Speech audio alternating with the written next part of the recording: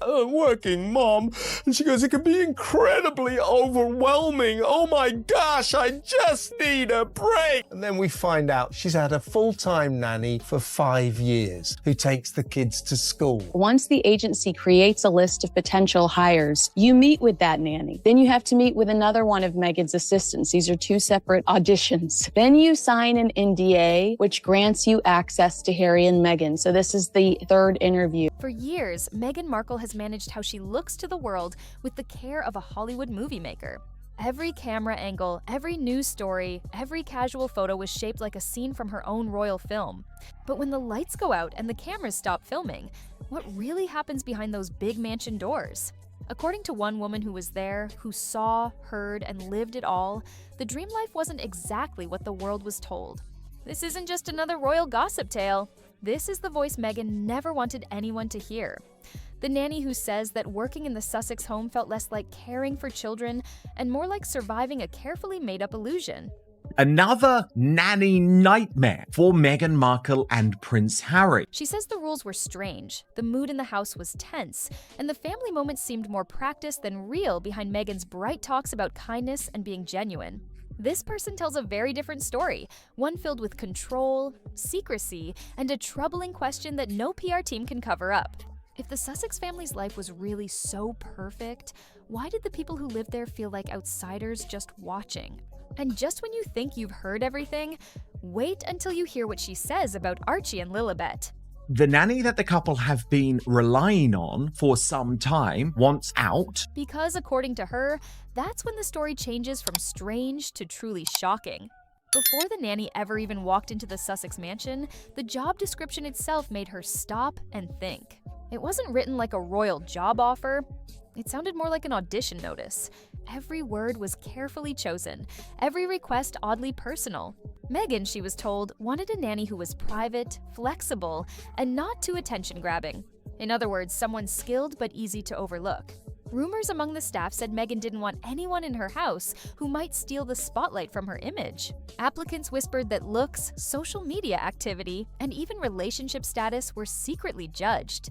Meghan Markle and Prince Harry had got through 3 nannies in just 6 weeks, and that's because working for this couple is incredibly difficult. A nanny with her own kids was seen as too complicated. Someone in a relationship was considered too risky. The message couldn't be clearer. Your whole life had to revolve around Meghan's. The job didn't just ask for professional skill, it asked for full devotion. Requests for flexibility weren't really about timing, but about loyalty. Late-night calls, always being available, and having no personal space became silent rules. What should have been a family job felt more like working in a private institution where one wrong word could ruin everything.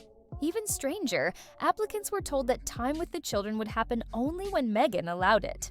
No set hours, no open affection, no natural connection, only rules, silence, and control. The nanny nearly refused the offer, but curiosity won. Because under all those perfectly written rules, one line stood out. All activities within the residence are subject to observation. She didn't know how real that warning would turn out to be. The agency has specifically been instructed to hide Harry and Meghan's identity from the applicant. They just want to make sure you're comfortable working with Meghan because of her reputation. By the end of the day, the nanny realized she hadn't met a real family. She had stepped into a production. And like any production, one person always had the final say. From the outside, the Sussexes looked united, a royal couple creating their own future. But inside their California home, small disagreements hinted at something deeper. Harry, who grew up in a world of rules and duty, believed their children deserved the same kind of professionalism he'd known. He wanted a Norland nanny, properly trained, private, and loyal to royal tradition. To him, that meant stability. Meghan saw it differently. She wanted someone modern, someone who fit her California way of life, relaxed, stylish, and socially aware. The argument wasn't really about childcare. It was about who they were. Harry's world was built on duty. Meghan's was built on image. Every detail, from the nanny's accent to her clothing, became a quiet battle between 2 ideas of family life. Sources said the tension wasn't loud, but it was heavy, filled with long pauses and polite smiles hiding annoyance. Harry spoke of his mother's warmth. Meghan replied with talk of freedom and privacy. Behind the flawless Instagram photos, 2 very different beliefs quietly clashed. In the end, Meghan's vision took over. The traditional outfit was gone. The formality faded away. What stayed was a home that reflected her. Polished, lovely, and completely controlled. I'm working so hard. Is she really? Or is she just saying she is? Well, according to their tax documents, they work 1 hour a week. Harry adjusted, but people close to him noticed a change. The nanny, caught in the middle of everything, started to see that this wasn't just a home. It was a brand, and even love inside those walls seemed to need approval. Among the quiet talk that floated through the Sussex mansion, one subject stood out, something no one dared to mention out loud. As the nanny worked long hours in the house, she began to notice something odd. Even though she was there every day, there were no signs of an expectant mother. No morning doctor visits, no prenatal routines, no maternity clothes in the laundry, and no baby supplies being prepared. At first, she thought it was just Meghan's way of keeping her privacy. After all, Meghan was known for controlling how her personal life looked. But as days turned into months, the silence became harder to ignore. Staff shared uneasy looks but asked no questions. When public pictures appeared showing Meghan with a baby bump, confusion spread among those who had been there the whole time.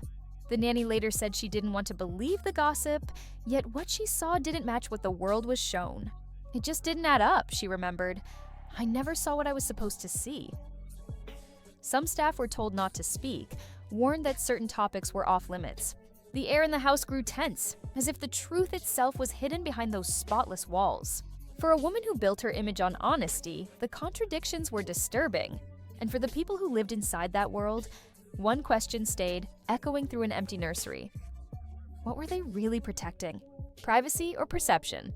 I'm a great mum, I'm a great wife, I'm a great friend, I'm also incredibly modest. I mean, what a boaster. Stop boasting about yourself. What's wrong with her? She is racked with epic insecurity, isn't she? Weeks became months, yet something about the Sussex home felt strangely unfinished.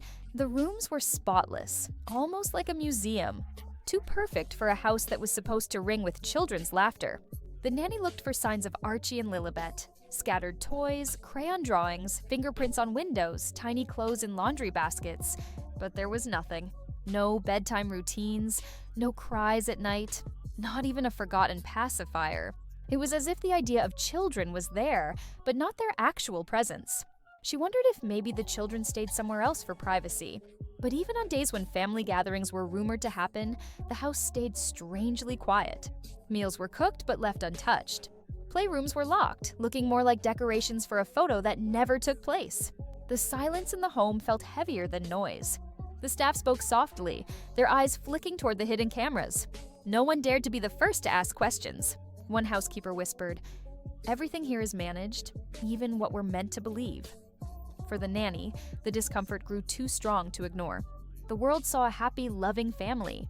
She saw a performance without an audience, and the more she searched for signs of real family life, the more she felt that something vital, something human, was missing. Her quiet doubt became certainty. This house had children in its story, but not in its reality. When the Sussexes' Netflix documentary finally came out, the nanny watched like everyone else, but for her, it was different. The shiny family scenes looked nothing like the place she knew. The living room decor wasn't the same. The windows faced a different way. Even the sunlight fell differently on the furniture. "That wasn't our house," she told a former coworker softly. "At least not the one we worked in." But trust me, this is all part of Meghan's sinister plan to commercialize her children, to pimp them out for financial gain, and I'm not being sucked in by it at all. Scenes showed Meghan holding Archie and Harry laughing in a sunny California garden, soft music playing under their smiles. But to the people who had really been inside their home, something didn't feel right. Everything looked too perfect, too well lit. It didn't look like real family videos. It looked more like an advertisement for a happy life. The nanny stopped on one frame showing Meghan sitting on the floor with toys scattered around her. To the audience, it seemed warm and real. To the nanny, it looked staged. The background didn't match the house layout she knew from cleaning it every day. Even the sound of the children's laughter seemed edited, too clear, too perfectly timed. The thought was unsettling. If the documentary wasn't showing the truth, then what was it hiding? What was real and what was created just to be believed? When the credits ended, the nanny couldn't shake the feeling that the show wasn't recording a life, it was inventing one. Working in the Sussex home didn't feel like caring for a family anymore. It felt like living inside a tightly controlled fortress. From the moment staff arrived, personal phones had to be handed over. Every visitor, cleaner, and gardener went through several security checks, their devices sealed in dark pouches before they could go inside. Talking was kept to what was needed for work. Anything more, even small friendly chat, could lead to trouble. The nanny remembered how the air itself felt watched. Cameras covered the halls, doors, and even the paths outside. There were rumors that microphones had been hidden in some rooms for safety. But to the staff, it didn't feel safe. It felt like being constantly watched. People stopped trusting each other. Friendships faded into polite distance. Even a simple "how are you?" could earn a warning for saying too much. The nanny realized that Meghan's wish for privacy had turned into an obsession, one that blurred the line between protection and fear. Even Harry, once friendly and relaxed, seemed quieter under the pressure. His laugh, rare now, echoed briefly in the halls and then disappeared, like it wasn't meant to be heard. By the end of each day, the staff left quietly, tired, and nervous. The house that promised peace had become a stage built on secrecy, and behind those perfect hedges, trust had become the most valuable thing of all. Oh, H, they're already out there. They're already out there, H. So of course I've got to use them to sell my clothes, to sell my wine, to sell my makeup, to sell whatever else comes next, probably children's clothing. The nanny started to see a strange pattern. Every time cameras or photographers were expected, the whole feeling in the house changed. Rooms that had stayed empty for weeks were suddenly filled with flowers and children's toys that hadn't been there before. Blankets were neatly folded on chairs, books were perfectly arranged, and framed family photos appeared overnight. It wasn't the natural mess of daily life. It was a stage being prepared for a scene. One morning, Meghan's team got ready for a private family photo shoot. The children were said to be there, but the house was silent. No laughter, no cries, no sounds from upstairs. When the photographers arrived, Meghan looked glowing, calm, and completely ready for the camera. Every movement seemed practiced, every smile perfectly timed. She gazed down softly, then turned slightly toward the lens. To the nanny, it didn't feel like motherhood. It felt like marketing. Later, when the famous photos came out showing Meghan and Jean's feeding chickens with the kids, the staff exchanged uneasy looks. None of them remembered that scene ever happening. The background looked familiar, but the children in the pictures did not. It became clear that these family moments weren't captured naturally. They were created. Each photo, each smiling image told a story, not a memory. As the nanny scrolled through glowing headlines praising Meghan's real family life, she felt a quiet chill. Behind those perfect pictures, the truth had long been edited out. In the end, the nanny's story wasn't about revenge. It was about years spent in a house where truth was filtered through image. She decided to step out of the shadows and tell her story, not for fame, but for peace of mind. Her words may never appear in glossy magazines or polished interviews, but they remain raw, uncomfortable, and honest. What she described wasn't hatred, it was heartbreak. A quiet reminder of how realness can disappear under the flash of a camera. For all the beauty, control, and privacy, the most haunting thing inside that home wasn't scandal. It was silence. And maybe that's the real truth. Sometimes the stories we're shown aren't meant to inform us, but to protect the ones who create them. If this story made you wonder what's real and what's staged, you won't want to miss what came before. Our earlier report about Harry's shock as Sarah Ferguson revealed Meghan's yacht days with Andrew, where the puzzle pieces of Meghan's carefully built past begin to fit together.